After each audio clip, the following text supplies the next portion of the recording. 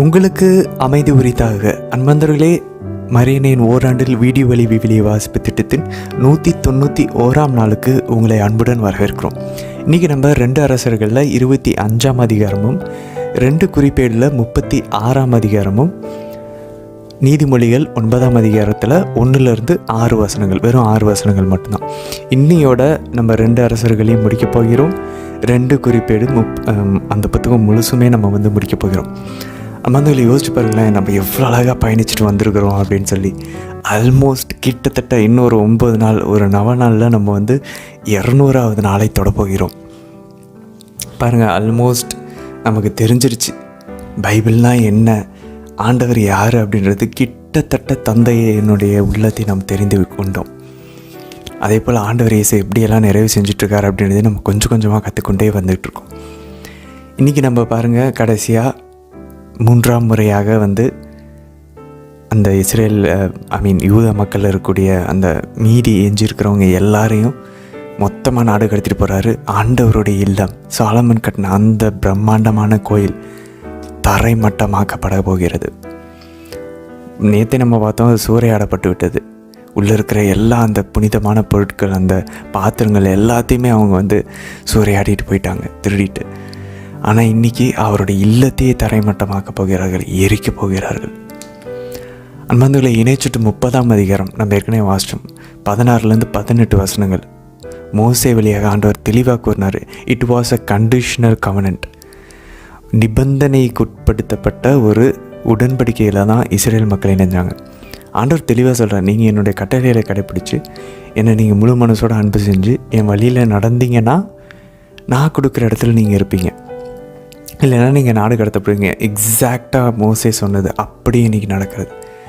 ஆண்டவர் ஆசாசையாக தான் பாலம் தேனும் பொழிகிற இடத்துக்கு கூட்டிகிட்டு வந்தார். அன்பாந்தர்களே, நமக்கு ஆண்டவர் பாருங்கள், ஆண்டவர் இயேசு என்ன சொல்கிறார், நீங்கள் வாழ்வு பெறும் பொருட்டு என்னுடைய மகிழ்ச்சி உங்களிடம் இருக்கட்டும், அதனால் உங்கள் மகிழ்ச்சி நிறைவு காணும் பொருட்டு என்னுடைய அமைதியை உங்களுக்கு தரேன். அமைதி, மகிழ்ச்சி, வாழ்வு, இதை தான் ஆண்டவர் கொடுக்க வராரு. நம்ம தான் அவரை விட்டு விட்டு போயிட்டுருக்கோம். பாருங்கள், அவங்க இந்த கவர்னன்ட்டுக்கு, இந்த உடன்படிக்கைக்கு அவங்க எப்போ விசுவாசமாக இல்லாமல் போனாங்களோ ஆட்டோமேட்டிக்காக அவரோட சினத்தை மூட்டுறாங்க. எல்லாமே இடிஞ்சு போகிறது. அவருடைய உடன்படிக்கையில் தான் இவங்க நின்றுட்டு இருந்தாங்க. அவங்களுடைய பலத்தில் நிற்கலை.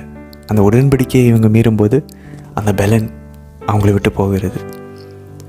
மக்கள் கொஞ்சம் கொஞ்சமாக பாருங்களேன், அந்த நாடு கடத்தப்படும் போது தான் அவங்களுடைய அந்த அந்த கண்ணு மறைக்கப்பட்டது தெரிய வருது. நம்ம ஆண்டவர்கிட்ட விலகி போயிட்டோம் அப்படின்னு சொல்லிட்டு. அதையெல்லாம் நம்ம பின்னாடி தானியேல் வாசிப்போம். தானியேல் அவங்க அப்போ தான் பழகுவாங்க, ஐயோ நாங்கள் ஆண்டவர்கிட்ட போனதுனால தான் இப்படி நாங்கள் மாட்டிக்கிட்டு இருக்கோம், நாடு கடத்தப்பட்டு அந்நியராக வாழ்ந்துட்டுருக்கோம் வேறு ஒரு நாட்டில் அப்படின்னு சொல்லி. அது மட்டும் இல்லை பாருங்கள், அவங்க ஆண்டவர் என்ன சொன்னார், எனக்கு பலி செலுத்துங்க, நீங்கள் வாங்க, என்னுடைய ஆலயத்துக்கு வாங்க, எருசலேமுக்கு வாங்க, வருஷத்தில் 3 நாள் உங்கள் குடும்பத்தோடு சேர்ந்து பாஸ்கா, அந்த புலிப்பற்ற அப்ப விழா, பாஸ்கா விழா எல்லாத்தையும் கொண்டாடுங்க, ஒரு குடும்பமாக சேர்ந்து எல்லாக மகிழுங்கன்னு ஆண்டவர் கூப்பிட்டார். அப்படி ஒரு இறையில் அறிஞர்கள் சொல்கிறாங்க, உணவு பந்தியாக இருந்த அந்த மேடை, அந்த பீடம், உணவு உண்ணக்கூடிய ஒரு குடும்பம் ஒன்றா சேர்ந்து உணவு உண்ணக்கூடிய ஒரு பீடமாக இருந்தது, பலியை செலுத்தக்கூடிய பீடமாகுது. நம்ம பின்னாடி வாசிப்போம், ஒரு பாயிண்டில் நம்ம தானியேல் புத்தகத்திலாம் வாசிப்போம், ஆண்டவருடைய கட்டளையை கடைபிடிக்கிறது அவங்களுடைய உயிரியே கொடுக்கறதுக்கு சமமாகும். பாருங்கள், இட் வாஸ் ஈஸி. நம்ம யூதாவில் நாட்டில் இருந்தப்போ, ஆண்டவர் வாக்களித்த நாட்டில் இருந்தப்போ அவருடைய கட்டளைகளை கடைபிடிப்பதுனால உயிருக்கு பிரச்சனை வரப்போகிறதில்ல, சந்தோஷமாக வாழ்ந்துருக்கலாம் ஆண்டவரோட. ஆனால் இப்போ ஒரு பாயிண்டில் அவருடைய கட்டளையை கடைபிடிப்பதுன்றது அவங்க உயிரை இழக்க வேண்டியதாக இருக்கும். அசுத்தமான தீட்டான உணவை நாங்கள் உண்ண மாட்டோம் அப்படின்னு சொல்லி உயிரை கொடுப்பாங்க. நாங்கள் சிலை வழிபாடு செய்ய மாட்டோம்னு சொல்லி உயிரை ஈந்துவார்கள். பாருங்கள், எப்படி அவருடைய கட்டளையை கடைபிடிக்கிறது கஷ்டமாயிடுச்சு கடைசியாக. பட் அந்த இரத்த பலிகள் எல்லாம் திரும்பவும் ஆண்டவர் திரும்பவும் அவர்களை கொண்டு வருவார், நாடு திரும்புவார். அது மட்டும் இல்லை பாருங்கள், ஆண்டவர் அவங்கள ஒரு ஆர்ஃபன்ஸாக விட மாட்டார், கைவிட மாட்டார். அனாதைகளாக என்ன பண்ணுறாரு, தானியேல், எசேக்கியேல், நிறைய இறைவாக்கினர்களை அனுப்பி நான் திருப்பி உங்களை நாடுக்கு கொண்டு வருவேன், வாக்களிக்கப்பட்ட நாட்டுக்குன்னு சொல்லி ஆண்டவர் அவர்களுக்கு நம்பிக்கையை ஊட்டி கொண்டே இருப்பார். ஸோ நமக்கும் கூட நம்ம வாழ்விலையும் ஆண்டவர் வந்து நம்மளை பனிஷ் பண்ணும்போது, நம்மளை தண்டிக்கும் போதும் நம்ம அழகாக தெரிந்து கொள்ளலாம். நம்மளை ஆண்டவர் நடுவில் நம்ம பார்க்கலாம் பாருங்கள், நடுவில் நிறைய ஒரு சில மிராக்கிள்ஸ் நடக்கும். நம்மளோட ஜெபங்கள் கேட்கப்படும். உலக பிரகாரமாகவும் உடல் ரீதியாகவும் ஆன்மீக ரீதியாகவும் நிறைய ஆண்டவர் ஒரு சில ஆறுதல்களை கொடுப்பார். ஏன்னா நம்மளை திருப்பி அவரை விட்டுட்டு போயிடக்கூடாது. அவருடைய அந்த வழியில் திரும்ப வந்து நம்ம மனமாற்றம் அடையணும் அப்படின்றதுக்காக, அதில் நிலச்சி நிற்கணுங்கிறதுக்காக ஆண்டவர் நம்மையும் பலப்படுத்துவார். நமக்குள்ள ஆவியானவர் ஏதாவது வீடியோ, ஏதாவது ரெட்ரீட்டு, ஏதாவது நபர்கள், ஏதாவது வாழ்க்கையில் ஒரு முன்னேற்றங்கள், அற்புதங்களை கொடுத்து அந்த மனமாற்றத்தின் வழியில் நம்மளை கொண்டு வந்துகிட்டே இருப்பார் ஆண்டவர். 2 குறிப்பேடும் நம்ம ஏற்கனவே வாசிச்சது தான். எப்படி பாபிலோனுடைய அரசன் நேபுக்கத்நேசர் வந்து மக்களை சிறைப்பிடிச்சிட்டு போனாங்க, நாடு கடத்திட்டு போனாங்க அப்படின்றது தான் இன்றைக்கி நம்ம 2 குறிப்பேடு 36லையும் வாசிப்போம். இன்றைக்கி நீதிமொழிகள் 9ஆம் அதிகாரத்தில் அன்பர்களே நம்ம ஏற்கனவே பார்த்துட்ருக்கோம். ஞானம் யார்? ஆண்டவர் இயேசுவை குறிக்கிறது அப்படின்னு சொல்லி. ஸோ இன்றைக்கி ஞானம் ஒரு சில வார்த்தைகளை பேசும். குறிப்பாக இன்றைக்கி 6 வசனங்கள் தான் இருக்குது. அதில் 2 வசனம் நம்ம பார்த்தோம் அப்படின்னா திருப்பலியையும் நற்கருணையும் குறிக்கக்கூடியது. அப்படியே ஆண்டவர் இயேசுடைய சாயல். அதாவது ஷாக்கிங்காக இருக்குது ஒரு சில விஷயங்கள். இதெல்லாம் வந்து எப்படி பிரிந்து போன சகோதரருக்கு இதெல்லாம் கண்ணுக்கு படவே இல்லையா அப்படின்னு சொல்லி கேட்க வேண்டியதாக இருக்குது. மெல்கிசேதேக்கு அங்கே வராரு, அப்பத்தையும் ரசத்தையும் எடுத்துகிட்டு. இங்கே ஞானம் பேசுகிறது. எல்லாத்துலேயுமே நற்கருணையை பார்க்க முடியுது, திருப்பலியை பார்க்க முடியுது.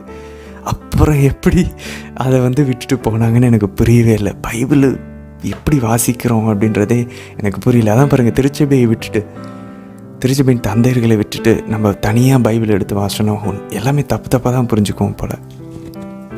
இன்றைக்கி பாருங்கள், நற்கருணையும் திருப்பலியும் இருக்கும் அழகாக. ஸோ ஆண்டவர் இயேசு பேசுகிறது போலவே இருக்கும். அந்த ஒரு மனநிலையோடு நம்ம நீதிமொழிகளை வாசிக்க நம்ம கேட்க முயற்சிப்போம்.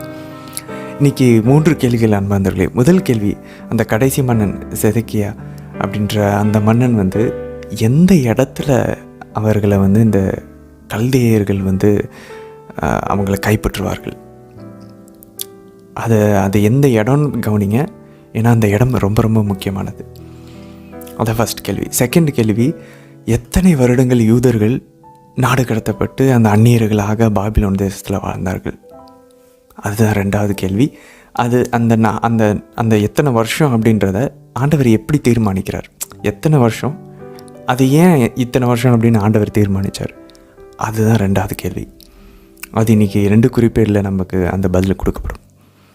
3வது கேள்வி, இன்றைக்கி நீதிமொழிகள் நம்ம ஏற்கனவே வாசித்தது போல் அந்த 2 வசனம் எதுன்னு கவனிக்க முயற்சி பண்ணுங்கள். அதில் நற்கருணையும் திருப்பலியும் இருக்கும். சரி நண்பர்களே, இன்றைய தினத்திற்கான விவிலிய வாசி பகுதிக்குள்ளே நம்ம ஜெபத்தோடு இணையலாம். தந்தை, மகன், தூய ஆவியாரின் பெயராலே ஆமேன். தந்தையாம் யாவை இறைவனை அழைத்து ஜெபிப்போம். அருள் நிறைந்த அன்னை மரியே வாழ்க. ஆண்டவரும் உடனே பெண்களுக்குள் ஆசை பெற்றவர் நீரே அம்மா. உம்முடைய திருவயிற்றின் கனியாகிய இயேசு கிறிஸ்துவும் ஆசை பெற்றவரே. புனித அன்னை மரியே, இறைவனின் தாயே, பாவிகளாயிருக்கிற எங்களுக்காக இப்பொழுதும் எங்கள் இறப்பின் வேலையிலும் வேண்டிக் கொள்ளும் அம்மா. ஆமேன். ஆண்டவர் இயேசுவை அழைத்து ஜெபிப்போம். அருள் நிறைந்த அன்னை மரியே வாழ்க. ஆண்டவரும் உடனே பெண்களுக்குள் ஆசை பெற்றவர் நீரே அம்மா. உம்முடைய திருவயிற்றின் கனியாகிய இயேசு கிறிஸ்துவும் ஆசை பெற்றவரே. புனித அன்னை மரியே, இறைவனின் தாயே, பாவிகளாயிருக்கிற எங்களுக்காக இப்பொழுதும் எங்கள் இறப்பின் வேலையிலும் வேண்டிக் கொள்ளும் அம்மா. ஆமேன். தூய ஆவியானவரை அழைத்து ஜெபிப்போம். அருள் நிறைந்த அன்னை மரியே வாழ்க. ஆண்டவரும் உடனே பெண்களுக்குள் ஆசை பெற்றவர் நீரே அம்மா. உம்முடைய திருவயிற்றின் கனியாகிய இயேசு கிறிஸ்துவும் ஆசை பெற்றவரே. புனித அன்னை மரியே, இறைவனின் தாயே, பாவிகளாயிருக்கிற எங்களுக்காக இப்பொழுதும் எங்கள் இறப்பின் வேலையிலும் வேண்டிக் கொள்ளும் அம்மா. ஆமேன். அரசர்கள் 2ஆம் நூல், அதிகாரம் 25. செதேக்கியாவினது ஆட்சியின் 9ஆம் ஆண்டு 10ஆம் மாதம் 10ஆம் நாளில் பாபிலோனிய மன்னன் நேபுகத்நேசர் தன் எல்லா படைகளோடு எருசலேமுக்கு எதிராக வந்து பாளையம் இறங்கி அதை சுற்றிலும் முற்றுகை தளம் எழுப்பினான். இவ்வாறு அரசன் செதேக்கியா ஆட்சியேற்ற 11ஆம் ஆண்டு வரை நகர் முற்றுகைக்கு உள்ளாகியிருந்தது. அவ்வாண்டு 4ஆம் மாதம் 9ஆம் நாள் நகரில் பஞ்சம் கடுமையாயிற்று. நாட்டு மக்களுக்கு உணவே கிடைக்கவில்லை. அப்பொழுது நகர் மதிலில் ஒரு திறப்பு உண்டாக்கப்பட்டது. போர் வீரர் அனைவரும் அரச பூங்காவின் இரு மதில்களுக்கு இடையே அமைந்த வாயில் வழியாக அராபாவை நோக்கி இரவில் ஓடினர். கல்தேயரோ நகரை சுற்றி முற்றுகையிட்ட வண்ணம் இருந்தனர். கல்தேய படையினர் அரசனை பின்தொடர்ந்து சென்று எரிகோ சமவெளியில் அவனை பிடித்தனர். அவனது படை முழுவதும் அவனை விட்டு சிதறி ஓடிற்று. அவர்கள் அரசனை பிடித்து எரிபலாவில் இருந்து பாபிலோனிய மன்னனிடம் கொண்டு சென்றார்கள். மன்னன் அவனுக்கு எதிராக தீர்ப்பு வழங்கினான். பாபிலோனிய மன்னன் செதேக்கியாவின் புதல்வர்களை அவனது கண்முன்னே கொன்றான். மேலும் அவனுடைய கண்களை பிடுங்கிய பின் விலங்கிட்டு அவனை பாபிலோனுக்கு இழுத்துச் சென்றான். பாபிலோனிய மன்னன் நெபுகத்நேசர் ஆட்சியேற்ற 19ஆம் ஆண்டு 5ஆம் மாதம் 7ஆம் நாளன்று அவன் பணியாளனும் மெய்காப்பாளர் தலைவனுமாகிய நெபுசரத்தான் எருசலேமிற்குள் நுழைந்தான். அவன் ஆண்டவரின் இல்லத்தையும் அரசனது அரண்மனையையும் எருசலேமில் இருந்த எல்லா வீடுகளையும் தீக்கிரையாக்கினான். பெரிய வீடுகளையெல்லாம் தீயிட்டு பொசுக்கினான். மெய்காப்பாளர் தலைவனுடன் இருந்த கல்தேயரின் படையினர் எருசலேமை சுற்றிலும் இருந்த மதில்களை தகர்த்தெறிந்தனர்.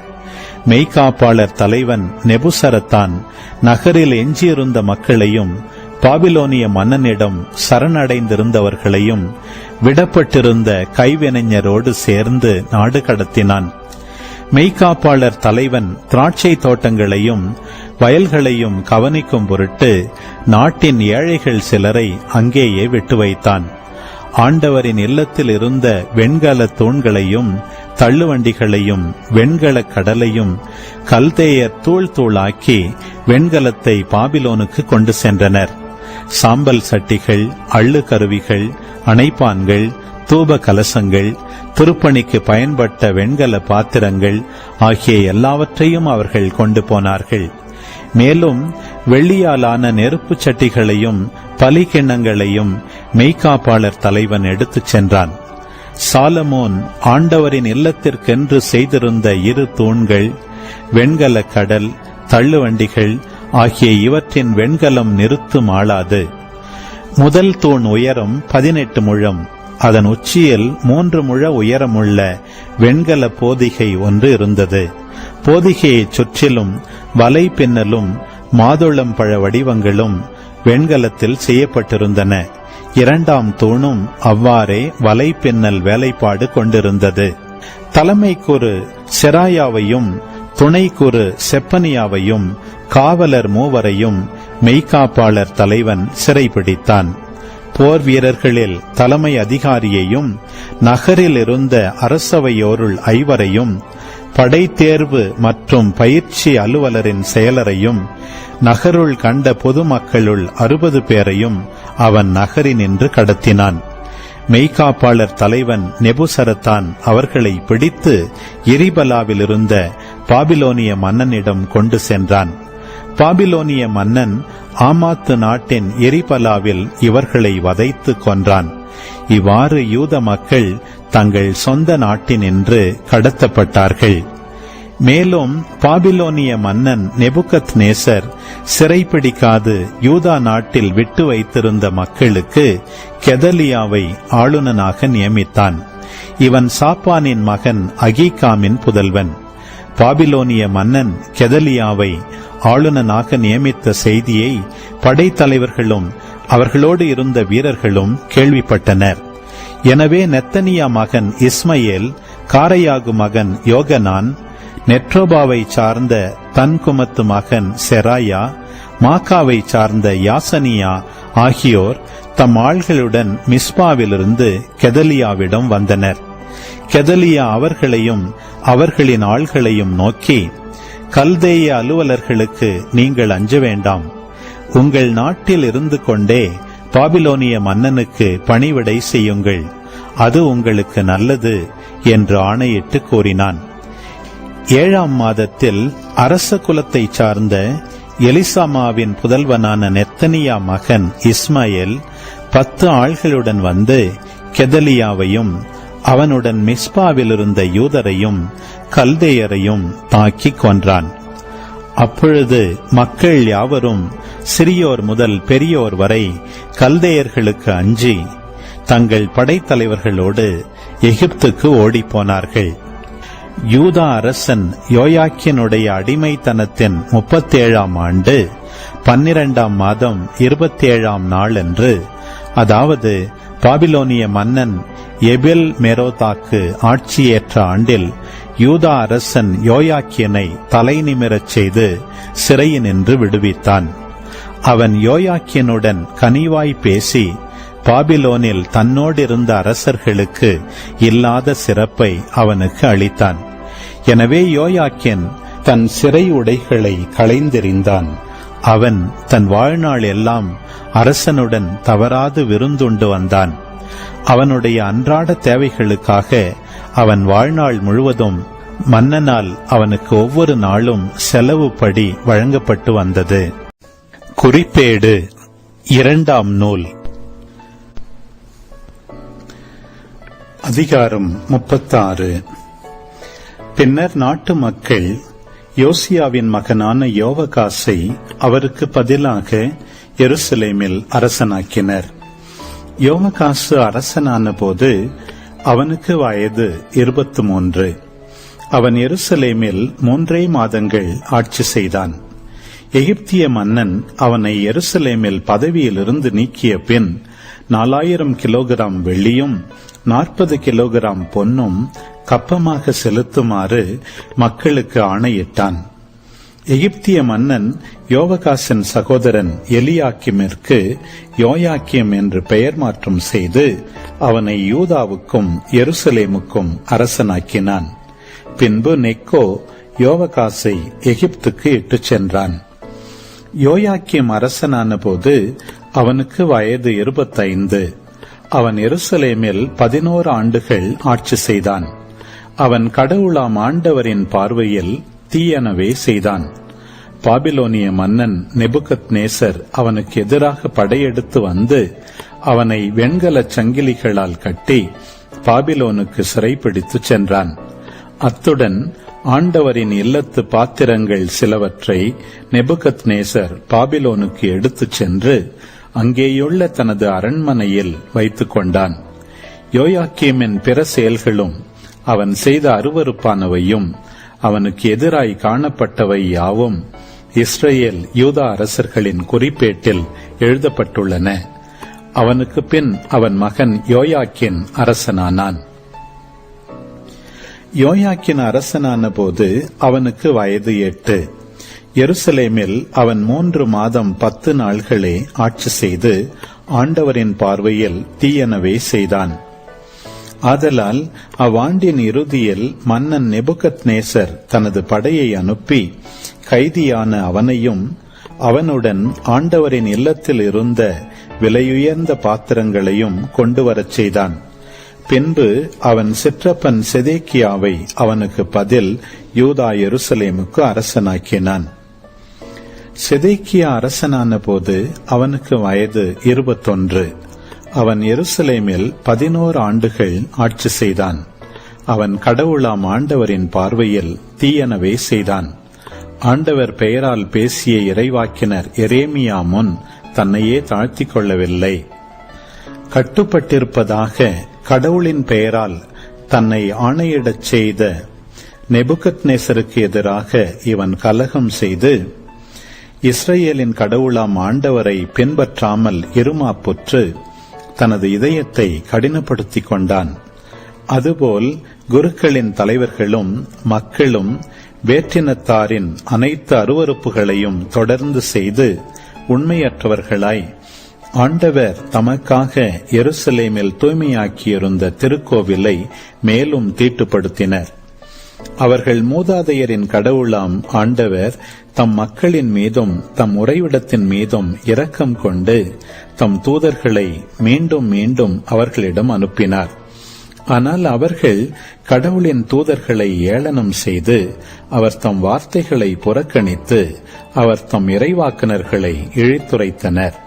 ஆதலால் அவர்கள் தப்ப முடியாத அளவுக்கு ஆண்டவரது சினம் அவர்கள் மேல் கனன்றெழுந்தது. ஆதலால் அவர் அவர்களுக்கு எதிராக கல்தேயரின் மன்னனை படையெடுத்து வரச் செய்தார். அவன் அவர்களின் திரு உறைவிடமாகிய ஆண்டவரின் இல்லத்தில் அவர்களின் இளம் வீரர்களை வாளால் வெட்டி வீழ்த்தினான். இளைஞர் கன்னியர் என்றோ முதியோர் இளைஞர் என்றோ எவர் மேலும் இரக்கம் காட்டாமல் எல்லாரையும் அவன் கையில் ஆண்டவர் ஒப்புவித்தார். கடவுளின் இல்லத்து எல்லா சிறிய பெரிய பாத்திரங்களையும் அதன் கருவூலங்களையும் அரசனிடமும் அவன் அதிகாரிகளிடமும் இருந்த செல்வங்கள் அனைத்தையும் பாபிலோனுக்கு கொண்டு சென்றான். கடவுளின் இல்லத்தை அவர்கள் எரித்து எருசலேமின் மதில்களை தகர்த்தனர். அங்கிருந்த அனைத்து அரண்மனைகளையும் தீக்கிரையாக்கி விலையுயர்ந்த பொருள்கள் அனைத்தையும் அழித்தனர். மேலும் அவன் வாளுக்கு தப்பியவர்களை பாபிலோனுக்கு நாடு கடத்தினான். பாரசீக அரசு எழும்பும் வரை அங்கே அவர்கள் அவனுக்கும் அவன் புதல்வர்களுக்கும் அடிமைகளாக இருந்தனர். நாடு ஓய்வு நாள்களை கடைபிடிக்காததால் 70 ஆண்டுகள் பாழாய் கிடக்கும் என்று எரேமியா உரைத்த ஆண்டவரின் வாய்மொழிகள் இவ்வாறு நிறைவேறின. பாரசீக மன்னன் சைரசு ஆட்சியின் முதல் ஆண்டில் எரேமியா உரைத்த ஆண்டவரின் வாய்மொழிகள் நிறைவேறும் வண்ணம் ஆண்டவர் அவனது மனத்தை தூண்டி எழுப்பினார். எனவே அவன் தனது நாடு முழுவதற்கும் மடல் வரைந்து அறிவித்தது யாதெனில், பாரசீக மன்னராகிய சைரசு என்னும் யாம் கூறுவது இதுவே: விண்ணக கடவுளாம் ஆண்டவர் மண்ணக அரசுகள் எல்லாவற்றையும் எனக்கு அளித்துள்ளார். மேலும் யூதாவில் உள்ள எருசலேமில் அவருக்கு திருக்கோவில் எழுப்புமாறு எனக்கு பணித்துள்ளார். எனவே அவருடைய மக்களாக இருப்பவர் அங்கு செல்லட்டும். கடவுளாம் ஆண்டவர் உங்களோடு இருப்பார். நீதிமொழிகள் அதிகாரம் 9. ஞானம் தனக்கு ஒரு வீட்டை கட்டியிருக்கிறது. அதற்கென 7 தூண்களை செதுக்கியிருக்கின்றது. அது தன் பலி விலங்குகளை கொன்று திராட்சை ரசத்தில் இன்சுவை சேர்த்து விருந்து ஒன்றிற்கு ஏற்பாடு செய்தது. தன் தோழிகளை அனுப்பி வைத்தது. நகரின் உயரமான இடங்களில் நின்று, அறியா பிள்ளைகளே, இங்கே வாருங்கள் என்று அறிவிக்கச் செய்தது. மதிகேடருக்கு அழைப்பு விடுத்தது. வாருங்கள், நான் தரும் உணவை உண்ணுங்கள். நான் கலந்து வைத்துள்ள திராட்சை ரசத்தை பருகுங்கள். பேதமையை விட்டுவிடுங்கள், அப்பொழுது வாழ்வீர்கள். உணர்வை அடையும் வழியில் செல்லுங்கள் என்றது. ஆமீன். ஆண்டவரே, இந்த நாளுக்கான இந்த இறை வார்த்தை பகுதிகளுக்காக நன்றி அப்பா. இன்று நாங்கள் 2 அரசர்கள் புத்தகத்தையும் முடிச்சிட்டோம், 2 குறிப்பேடு புத்தகங்களையும் முடிச்சிட்டோம் அப்பா. நன்றி ஆண்டவரே, நன்றி ஏசப்பா. எங்களுக்கு உங்களை நீங்கள் வெளிப்படுத்தி கொண்டிருப்பதற்காக நன்றி ஆண்டவரே. உங்களோட இதயம் எங்களுக்கு புரிந்து கொண்டிருக்கிறது. எங்கள் வாழ்க்கையில் நடக்கக்கூடிய விஷயங்கள், நன்மைகள், தீமைகளை எப்படி பார்க்கணும் அப்படின்றத எங்களுக்கு கற்றுக் கொடுத்து கொண்டு இருப்பதற்காக நன்றி ஆண்டவரே. தொடர்ந்து இந்த நாடு கடத்தல் காலங்களை பயணிப்பதற்கு தேவையான அருளை தாங்கப்பா. அம்மா, எங்கள் வாழ்க்கையில் இறை வார்த்தையை கொண்டு வந்து எங்களுக்கு அறிமுகம் செஞ்சதுக்காக நன்றி அம்மா. தொடர்ந்து ஆண்டவருடைய உள்ளத்தையும் உங்களுடைய உள்ளத்தையும் எங்களுக்கு புரிந்து கொள்ள, இன்னும் ஆழமாக அவர் அன்பு செய்ய, அதை மட்டுமே எங்களுடைய வாழ்க்கையின் இலக்காக வைத்துக்கொள்ள எங்களுக்கு அருள் தாரும் அம்மா. தந்தை, மகன், தூய ஆவியாரின் பெயராலே ஆமேன். அன்பாந்தோழி, இன்றைய தினத்திற்கான இந்த 3 கேள்விகளுக்கான பதிலை நம்ம பார்த்தலாம். இன்றைக்கி விளக்க உரை ரொம்ப சுருக்கமானதான். ஏன்னா ரொம்ப சின்ன சின்ன சாப்டர்ஸை நம்ம வாசித்தோம், அதிகாரங்கள் தான். இன்றைக்கி பாருங்கள், முதல் கேள்வி, செதேக்கியா மன்னன் எந்த இடத்துல அவன் சிறைப்பிடிக்கப்பட்டான், கைப்பற்றப்பட்டார்கள் அவங்களுடைய படை அப்படின்னு பார்த்தோன்னா, யூதாவின் அரசன், இஸ்ரேலின் அரசன் கைப்பற்ற இடம் பாருங்கள். 2 அரசர்கள் 25ஆம் அதிகாரம் 5ஆம் வசனத்தை பாருங்கள். கல்தேய படையினர் அரசனை பின்தொடர்ந்து சென்று எரிகோ சமவெளியில் அவனை பிடித்தனர். அன்பாந்தர்களே, இதெல்லாம் தேவையில்லாத டிஃபீட்டு, இதெல்லாம் தேவையில்லாத கஷ்டம். ஏன் இப்படி எதிர்க்கணும்? அழகாக இறைவாக்கினர் சொல்லுவார், நீங்கள் சரணடைங்க அப்படின்னுவார். கேட்காம அவங்களுக்கு எதிராக நின்று ஆண்டவர் இல்லாமல் சண்டை போடுறேன்ற பேரில் சண்டை போட்டு இப்படிப்பட்ட ஒரு பிரச்சனையில் மாட்டிக்கிறாங்க அன்பாந்தர்களே. இந்த எரிகோ சமவெளி ஏன் இந்த இடம் ரொம்ப முக்கியம் ஞாபகம் இருக்கு அன்பாந்தர்களே? இதே இடத்துல தான் யோசுவா இதே எரிகோ சமவெளியில் தான் இந்த மக்களை தோற்கடித்தார். ஆனால் அவர்கள் யாரனால் வழி நடத்தப்பட்டார்கள்? ஆண்டவர் இயேசுவினால். இங்கே யோசுவாவை போல அதே இஸ்ரேல் மக்கள் அதே படையினர்கள் புறமுதுக காட்டி ஓட வேண்டிய நிலைமை ஆயிடுச்சு. ஆண்டவருடைய வார்த்தையை கடைபிடிக்காமல், ஆண்டவர் அன்பு செய்யாமல், அவர் கொடுத்த இடத்துல தாந்தோணித்தனமாக வாழ்ந்தால் இதுதான் நடக்கும். இறையில் அறிஞர்கள் சொல்கிறாங்க, இவங்க தாண்டி தாண்டி எந்த வழியாக ஆபிரகாம் வந்தாரோ அதே வழியாக இவங்க திரும்பவும் பாபிலோன்னு இந்த கல்தையர்கள் இந்த இடங்கள் சால்டியன்ஸ்னு ஆங்கிலத்தில் சொல்லுவோம் ஊர் அப்படின்ற அந்த இடத்துல இருந்தால் எந்த ரோடு வழியாக ஆபிரகாம் வந்து கல்தையர்கள் வழியாக இந்த கானான் தேசத்துக்கு வந்து ஆண்டவர் அங்கே வாக்களித்தாரோ உன்னுடைய வழிமரபுக்கு இந்த நாட்டை நான் கொடுப்பேன் அப்படின்னு சொல்லி அதே வழி ஆபிரகாம் ஈசாக்கு யாக்கோபு வந்த வழியாகவே திரும்பவும் பின்னாடி போயிட்டாங்க. இறையில அறிஞர்கள் என்ன சொல்கிறாங்க அப்படின்னா, ஆபிரகாமினுடைய அழைப்பு, மோசேவினுடைய அழைப்பு, யோசுவா, சாமுவேல், தாவீது எல்லாமே ஒரு பாயிண்டில் இன்றைக்கி வந்து இழந்து போயிருக்கிறத நம்ம பார்க்குறோம். ஆபிரகாமினுடைய அவருடைய அப்பா வீட்டை விட்டு வெளியே வந்த எல்லா இடத்துலேருந்து அதாவது இந்த மொத்த ஆண்டவருடைய அழைப்பு ரிவர்ஸ் ஆனதை பார்க்குறாங்க. இந்த மீட்பின் திட்டம் அப்படியே ரிவர்ஸ் ஆகிருக்கிறத நம்ம இங்கே பார்க்குறோம். இப்படிப்பட்ட ஒரு இடத்துல இருந்து இறைவாக்கினர்கள் இங்கே தான் அதிகமாக மெசியாவை பற்றி இறைவாக்கு உரைப்பாங்க. அதெல்லாம் நம்ம நாளைக்கு பாருங்கள் எஸ்ஐயா புத்தகமும் தோபித்து புத்தகமும் நம்ம ஆரம்பிப்போம். மெசியாவை பற்றி, ஆண்டவர் இயேசுவை பற்றி இந்த ஒரு சூழலில் தான் அதிகமாக இறைவாக்குகள் வரும். அப்படின்னா என்ன, இதெல்லாம் ஓகே, இதெல்லாம் உங்களுடைய விழுந்து போன இயல்புகள் இதெல்லாம் நடக்குது, ஓகே ஃபைன், ஜென்ம சுபாவத்தில். பட் இதில் எல்லாத்துலேருந்து உங்களை நான் மீட்டு கொண்டு வருவேன், உங்களை நான் விடமாட்டேன் அனாதைகளாக. ஆண்டவர் அப்படி வாக்குறுதி கொடுக்க போகிறார். அதெல்லாம் நம்ம இனி வரும் காலங்களில் இன்னும் கிட்டத்தட்ட இன்னும் ஒரு 50 நாட்களுக்கு மெசியாவின் இறைவாக்கினர்கள் இதை பற்றி தான் வாசிக்க போகிறோம். சரி, 2ஆம் கேள்விக்கு போகலாம் பாருங்கள். யூதா எத்தனை ஆண்டுகள் யூதாவினுடைய மக்கள் அங்கே வந்து நாடு கடத்தப்பட்டார்கள், ஏன் அப்படின்னு பார்த்தோன்னா 2 குறிப்பேடு 36ஆம் அதிகாரம் 21ஆம் வசனம் பாருங்கள். நாடு ஓய்வு நாள்களை கடைப்பிடிக்காததால். ஏன்னு பார்த்தீங்களா? நாடு அந்த யூதா மக்கள் ஆண்டவர் என்ன சொன்னார், ஓய்வு நாளை கடைபிடிக்கணும்னு சொன்னார். அது 10 கட்டளையில் 1, அதையே மீறுகிறார்கள்.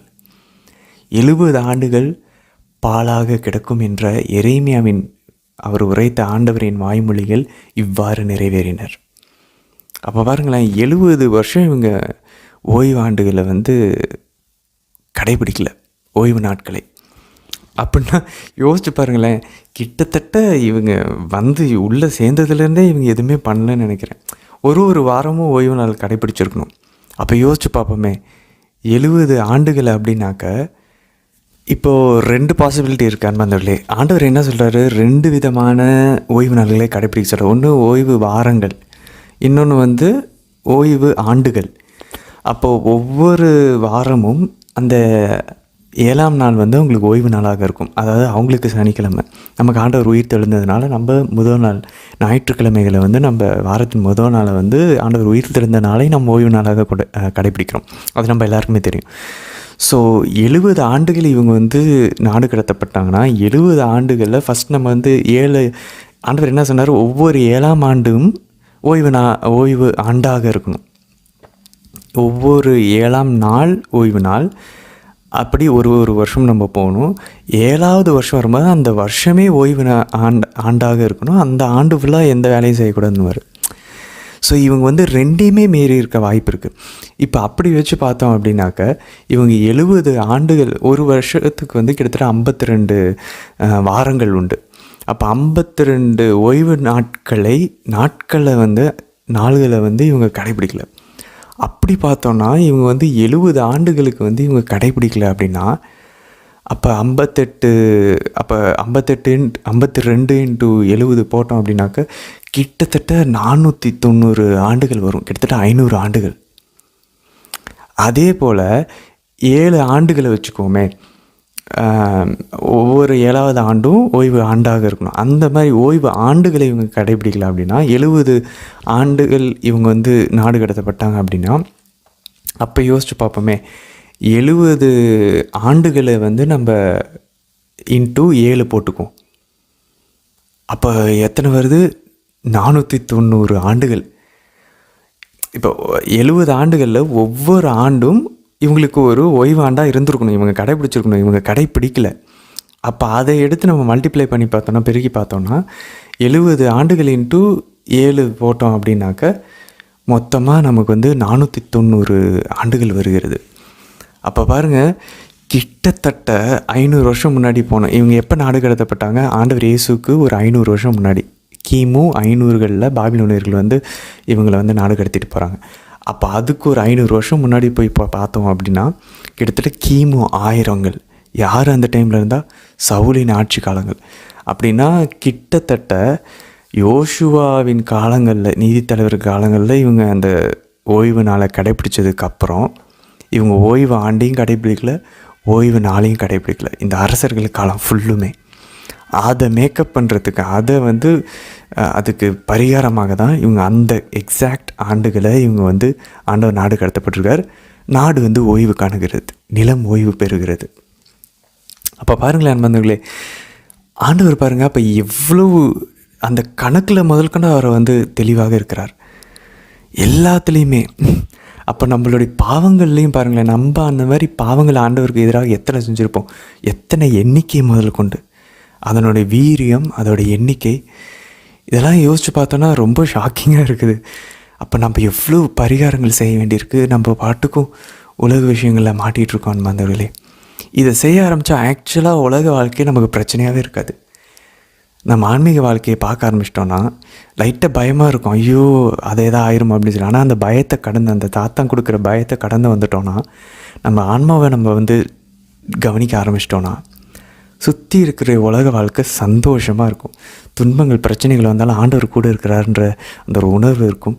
எல்லாத்தையும் சந்தோஷமாக நம்ம வந்து எதிர்கொள்கிறதுக்கான ஞானம், பாதுகாப்பு, வானதூதர்கள், மாதா, புனிதர்கள் எல்லாமே ஆண்டவர் நம்ம கொடுப்பார், ஆவியானவர். நம்மளும் அதை யோசிக்கணும், அப்போ ஆண்டவர் இவ்வளோ துளிவாக கணக்கு போடுவாரா அப்படின்னு சொல்லி. சரி, 3ஆம் கேள்விக்கு போவோம். 3ஆம் கேள்வியை பாருங்கள். இன்றைக்கி நீதிமொழிகளில் நற்கருணையும் திருப்பலியும் நமக்கு வந்து குறிப்பிடப்பட்டிருக்கோம் அப்படின்னு சொல்லி பார்த்தோம். அது எங்கே அப்படின்னு பார்த்தோம்னா 2 வசனங்கள் சொல்லியிருந்தோம். நீதிமொழிகள் 9ஆம் அதிகாரம் 2ஆம் வசனமும் 5ஆம் வசனம் பாருங்கள். ஞானம் வந்து அவள், அந்த ஆக்சுவலாக அது கிடையாது, அவள் தன் பலி விலங்குகளை கொன்று திராட்சை ரசத்தில் இன்சுவை சேர்த்து விருந்து ஒன்றை ஏற்பாடு செய்து, அதுக்கப்புறம் பாருங்கள் 5ஆம் வசனம் பாருங்கள், வாருங்கள் நான் தரும் உணவை உண்ணுங்கள், நான் கலந்து வைத்துள்ள திராட்சை ரசத்தை பருகுங்கள். அன்பர்களே, இதில் எவ்வளோ யூக்கரிஸ்டிக் லாங்குவேஜ் இருக்குது பாருங்கள். நற்கருணையினுடைய அந்த மொழி நம்ம இதில் பார்க்க முடியுது பாருங்கள், அந்த சாயலை. அந்த ஞானம் என்ன பண்ணுதான், பலிகளை இட்டு திராட்சை ரசத்தை இன்சுவை சேர்த்து விருந்து ஒன்றை ஏற்பாடு செய்துள்ளலாம். இது என்ன விருந்து? அந்த திருமண விருந்து, அந்த ஆண்டவரினுடைய செம்மறியின் விருந்து. இதுதான் நம்ம திருவெளிப்பாடில் பார்க்குறோம். செம்மறியின் விருந்திற்கு அழைக்கப்பட்ட ஒரு பேறு பெற்றோர். இதுதான் நமக்கு திருப்பலியில் சொல்கிறாங்க. ஆண்டவர் ஒரு விருந்தை ஏற்பாடு செய்து கூப்பிட்றாராம். அவர் என்ன சொல்ல பாருங்க, வாருங்கள் நான் தரும் உணவை உண்ணுங்கள். ஆண்டவர் என்ன சொல்கிறாரு, என்னிடம் வருவோருக்கு பசியராது, என்னை விசுவசிக்கிறவர்களுக்கு தாகமே இருக்காது. நான் தரும் உணவை உண்ணுங்கள், நான் கொடுக்கும் தண்ணீரை, நான் கொடுக்கும் பானத்தை குடிங்கள். ஆண்டவர் அந்த இறுதி ராவணின் போது அப்பத்தை எடுத்து நன்றி செலுத்தி அதை பெற்று தம் சீடர்கள் அளித்து அழகாக கூறுகிறார், இதை எடுத்து உண்ணுங்கள்.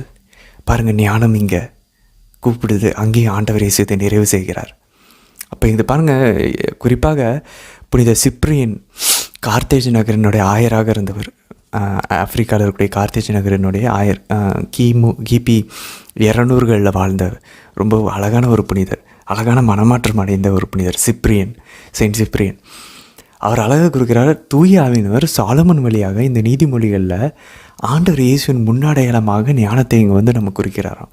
பாருங்கள், திருச்சபையின் தந்தையர்கள் அப்படி தான் பார்த்துருக்காங்க. இதை வந்து யூக்ரிஸ்டிக் லாங்குவேஜ் கிபி 200களில் யோசிச்சு பாருங்களேன். கிபி 200ல் வந்து கத்தோலிக்கர்கள் கிடையாது, எல்லாமே கத்தோலிக்கர்கள் தான். எந்த ஒரு பிரிந்து போன சகோதரர்களுமே கிடையாது. அவங்களாம் நேரடியாக விசுவாசத்தை வந்து சீடர்களிடமிருந்து பெற்ற சீடர்களிடமிருந்து 2வது தலைமுறையை சார்ந்தவர்கள் இவங்களுக்கு தெரியாதா பைபிளை எப்படி வாசிக்கணும், எப்படி புரிஞ்சுக்கணும்னு?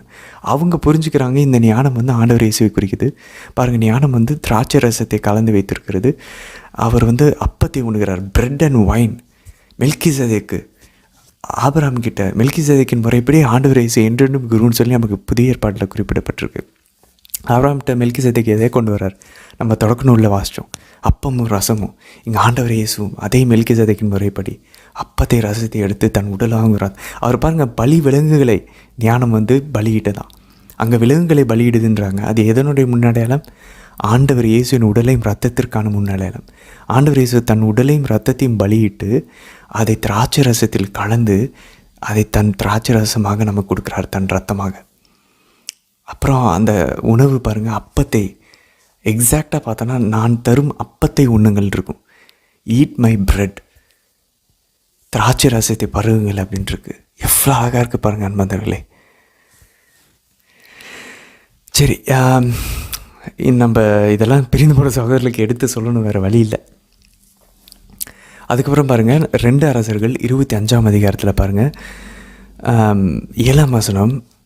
அந்த செதேக்கியா மன்னனுடைய கண்கள் பறிக்கப்படுகிறது. ஏலியினுடைய கண்கள் போச்சு, மங்கி போச்சு.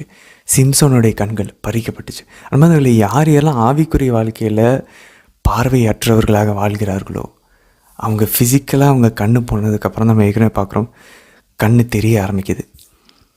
அது நம்ம நிறைய இடங்களில் பார்க்குறோம். கடைசி வரைக்கும் கடவுளுடைய வார்த்தைகளும் அவருடைய வாழ்வும் அவருடைய வழியும் தெரியாமல் பார்வையற்றவர்களாக இருந்தோம் அப்படின்னா கடைசியாக வாழ்க்கையிலையும் அது நம்மளுடைய நிஜத்துலேயும் அப்படி தான் நடக்குது.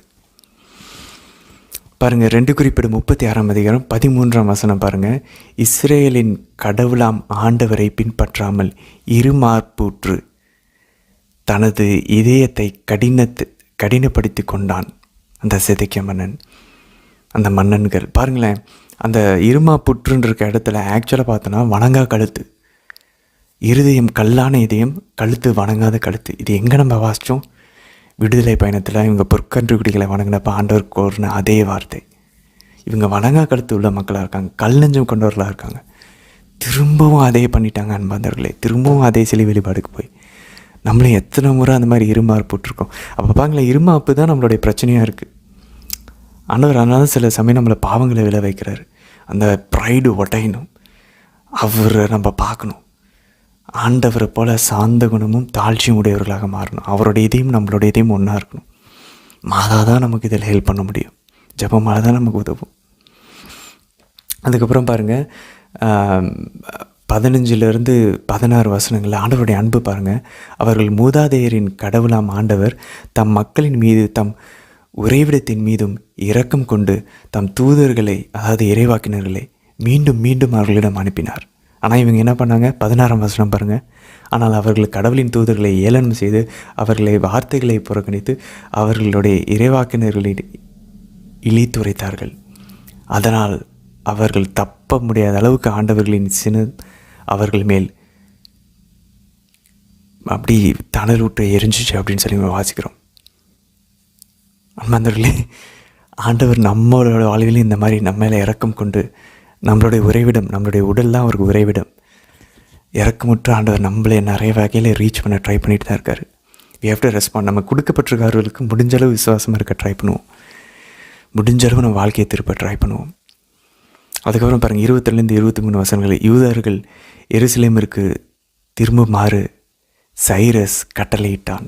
அப்போ பாருங்களேன், யாரோ ஒரு பிறனத்தவனுடைய பாபிலோன் தேசத்தினுடைய மன்னர், அங்கே அசிரிய மன்னர், பாபிலோன் மன்னர்கள், இவங்க வழியாக கூட ஆண்டவரால் செய்ய முடியும். அதான் ஆண்டவரே சொல்ல, இங்கே இருக்க கல்லை கூட கடவுளால் எழுப்பி அவருக்கு புகழ்ச்சி கொடுக்க முடியும். ஸோ நமக்கு பிரச்சனை நம்ம வாயில் கொடுக்குற புகழ்ச்சி இல்லை, வெளியில் நம்ம சவுலே போல் செய்கிறது பலிகள் அல்ல, நம்ம மாசுக்கு போகிறதில்ல, திருப்பலிக்கு போகிறதில்ல. ஆண்டவருக்கு நம்ம இதயம் வேண்டும், அவரை நம்ம அன்பு செய்யணும்.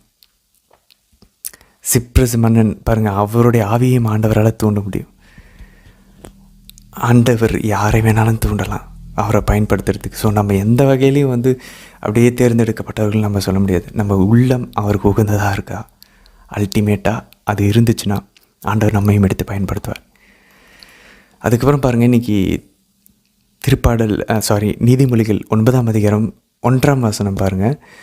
அந்த ஞானம் 7 தூண்களை நம்ம இன்றைக்கி வாசிக்கிறோம். அவங்க ஐடென்டிஃபை பண்ணாங்க. அது திருத்தந்தை கிரகோரியார் புனித கிரகோரியார் அவர் இதை 7 திருவருள் சாதனங்களை குறிக்கிறது அப்படின்னாங்க. ஸோ ஞானத்தின் ஆண்டவர் இயேசுவினுடைய 7 தூண்கள் 7 நம்மளுடைய கத்தோலிக்க திருச்சபையின் திருவருள் சாதனங்களை குறிக்கிறது அப்படின்னு சொல்லி புனித கிரகோரியார் கூறுகிறார் திருத்தந்தை.